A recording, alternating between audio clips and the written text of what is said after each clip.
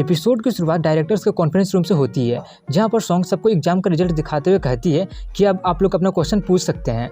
Mister Dong कहते हैं कि मैंने नोटिस किया कि क्लास 1 का ग्रेड काफ़ी ज़्यादा गिर गया है, स्कूल के पास इसके लिए क्या है। सॉन्ग कहते हैं कि उस क्लास का सिचुएशन ने मेरा भी ध्यान खींच लिया है, कई सारे स्टूडेंट का मार्क्स से मैं भी सेटिस्फाई नहीं हूँ। तभी मिस्टर डोंग अपने प्लान को एग्जीक्यूट करते हुए कहते हैं कि कई सारे स्टूडेंट, मुझे तो डर है कि कहीं फैंग उसका मेन कारण ना हो। मैंने उस क्लास का स्कोर टेबल को देखा है, फैंग का ग्रेड्स काफ़ी ज़्यादा कम है और मैंने ये भी सुना है कि जितनी भी लड़कियां फैंग के क्लोज है उनका भी ग्रेड्स कम हो गया है। तो प्रिंसिपल सॉन्ग, इस लड़के को लड़कियों का हेल्थियर डेवलपमेंट के लिए इनरोल किया गया था, लेकिन इसका तो बिल्कुल उल्टा ही हो रहा है। तभी एक डायरेक्टर चिल्लाने लगता है कि हम आपके अच्छे इरादे को समझते हैं, लेकिन उसका जैसा ग्रेड्स वाले स्टूडेंट के कारण स्कूल के रेपुटेशन पे अफेक्ट होगा। सॉन्ग कहती है कि मैं मानती हूँ कि उसका ग्रेड्स अच्छा नहीं है, लेकिन समय के साथ वो ठीक हो जाएगा, हमें जल्दी ही पॉजिटिव इम्पैक्ट्स देखने को मिलेगा। उसका ट्रांसफर हुआ अभी ज़्यादा टाइम नहीं हुआ है, इसलिए इतना जल्दी कंक्लूजन पर पहुंचना ठीक नहीं है। तभी मिस्टर डोंग अपना दाव चलते हुए कहते हैं कि जब फैंग को इनरोल करके स्टूडेंट्स पर लड़कों के प्रति अच्छा आइडिया को फॉर्म करना है तो मेरे पास एक बहुत ही अच्छा सजेशन है, हमें चोंगनान गर्ल्स स्कूल को चोंगनान बॉयज स्कूल के साथ मर्ज कर देना चाहिए। ये सुनकर वो हैरानी से कहती है कि आप ये इतनी आसानी से कैसे डिसाइड कर सकते हैं। तभी वो देखती है कि सभी डायरेक्टर्स उस बात से अग्री दिख रहे होते हैं।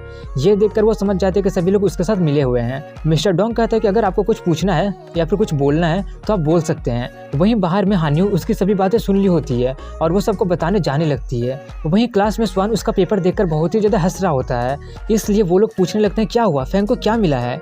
ये बोलकर मोया भी छीन कर देखने लगती है और वो देखती है कि उसे सब में 40-50 ही आया होता है। ये देखकर वो भी हंसने लगती है और सभी लोग उसका मजाक उड़ाना शुरू कर देते हैं।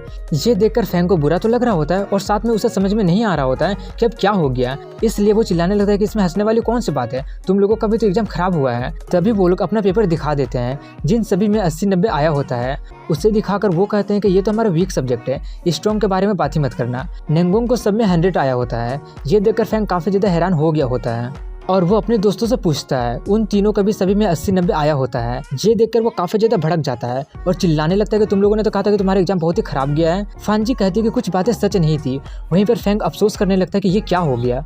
वहीं पर मॉनिटर किसी से बात नहीं कर रही होती है। तभी वे उससे पूछती है कि तुम्हारा कैसा गया। वो बोल ही रही होती है कि मेरा बहुत ही खराब गया कि तभी वो आकर छीन कर उससे पेपर देखने लगती है और वो देखती है कि उसका सभी में 70-80 आया होता है। ये देखकर वो कहती है, ये तुम्हें क्या हो गया है, तुम्हारा ग्रेड्स तो काफ़ी ज़्यादा गिर गया है। मॉनिटर कहती है कि मैं बस कैंटीन के बारे में सोच रही थी। मोया कहती है कि तुम काफ़ी ज़्यादा रिस्पॉन्सिबल हो।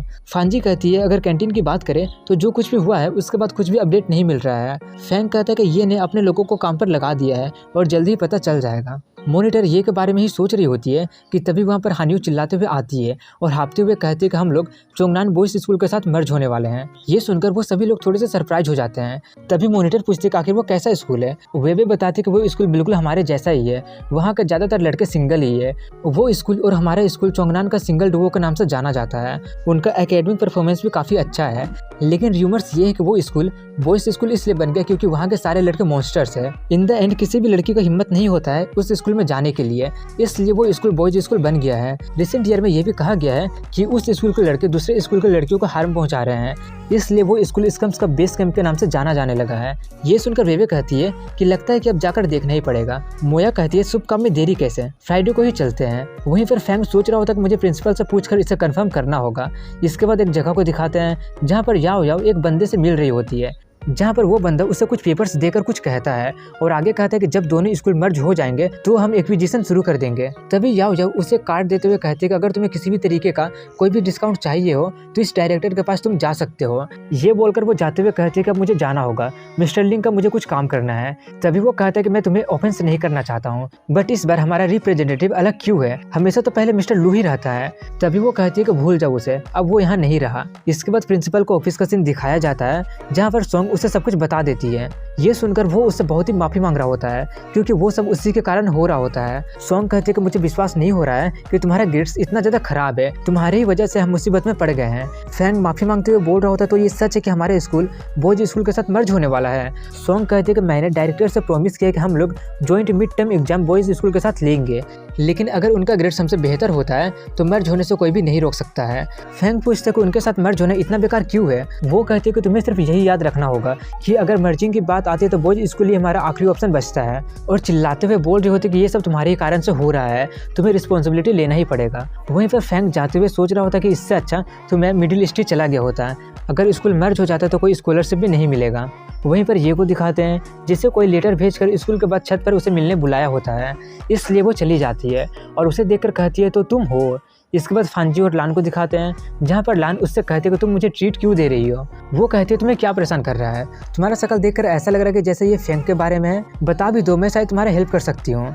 वो उससे सब कुछ बता देती है। फांजी कहती है कि मैंने ये एक्सपेक्ट नहीं किया था कि ये इतना ज़्यादा एक्टिव होगी, वैसे भी वो ये ग्रुप की प्रेसिडेंट है तो एक्शन लेना तो उसका काम ही होगा। लान बताती कि वो दोनों अब घर में पूरे लवर्स का जैसा हरकतें करते रहते हैं, अब तो मुझे घर जाने का भी मन नहीं कर रहा है। फांजी कहती है कि तुम सिर्फ इंतजार नहीं कर सकती हो, तुम्हें कुछ करना पड़ेगा, तुम्हें इनिशिएटिव लेना होगा। लान कहती है लेकिन जब भी मुझे याओ याओ को मारने वाली बात याद आती है, क्या तुम इस पर विश्वास कर सकते हो कि फेंग ने याओ याओ को मारा है? फांजी सीधा मना करते हुए कहती है बिल्कुल नहीं। लान कहती है कि तुम्हें कुछ भी नहीं पता है।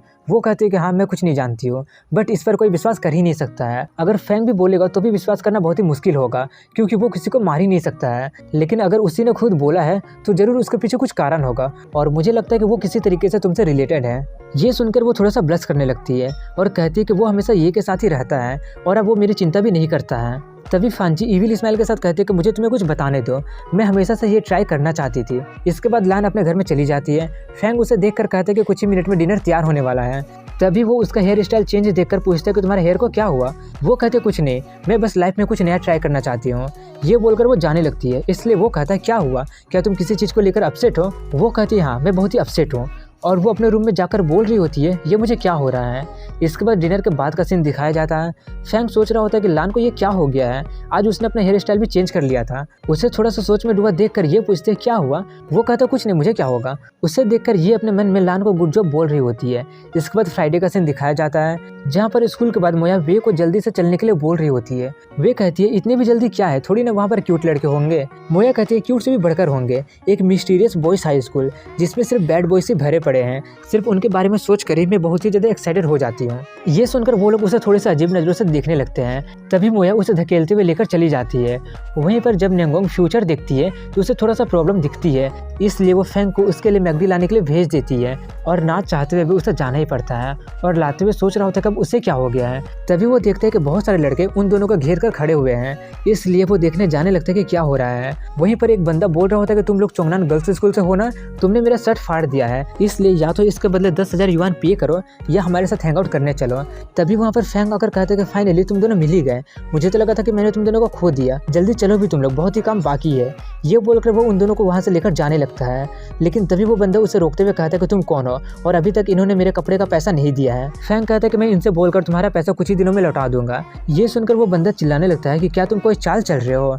तभी वो उसे ध्यान से देखकर कहता है कि शायद मैंने तुम्हें कहीं देखा है।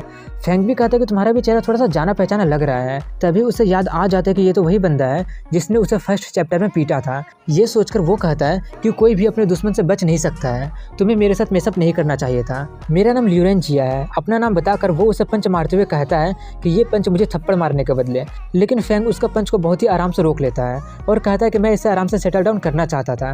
ल्यूरेन कहता है कि मुझे कमजोर मत समझो।